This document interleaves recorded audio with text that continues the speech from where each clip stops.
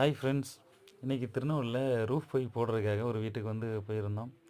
Customer evening ஒரு 4 o'clock வந்து கால் பண்ணி சொல்லி, தம்பி ரூஃப் பைப் போடணும், கொஞ்சம் வந்து பாருங்கள், வந்து பார்த்துட்டு போடுங்க அப்படின்னு சொல்லி சொன்னாங்க. எப்போதுமே பார்த்தீங்க அப்படின்னா எல்லா கிளைண்ட்டுமே இப்படி தான் பண்ணுறாங்க. ஈவினிங் கால் பண்ணி எனக்கு வந்து நாளைக்கு காங்கிரீட் இருக்குது தம்பி, நாளைக்கு நல்ல நாள், கண்டிப்பாக வந்து எங்களுக்கு வந்து பைப் போடணும், காலையிலே வந்துடுங்க, ஈவினிங் வந்து மெட்டீரியல் எடுத்து கொடுத்துட்டு போயிருங்க அப்படின்னு சொல்லி சொல்கிறாங்க. எல்லா கஸ்டமரும் இதே தப்பு தான் பண்ணிக்கிட்டு இருக்காங்க. எங்கள் டீமுக்கு, எலக்ட்ரிக்கல் டீமுக்கு எப்போதுமே வந்து ரூஃப் பைப் போடுறதுக்கு டைமிங் கொடுக்க மாட்டேங்கிறாங்க.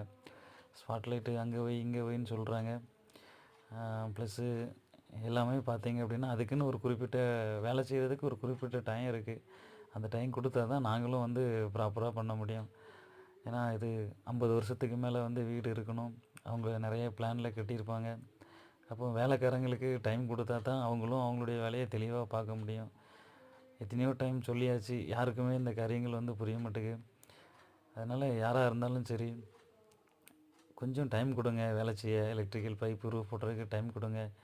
காலையிலே 6 மணிக்கு வந்துடுங்க, 9 மணிக்கு காங்கிரீட்டு அப்படின்னு சொல்லி வேலையை முடிக்க சொல்கிறாங்க.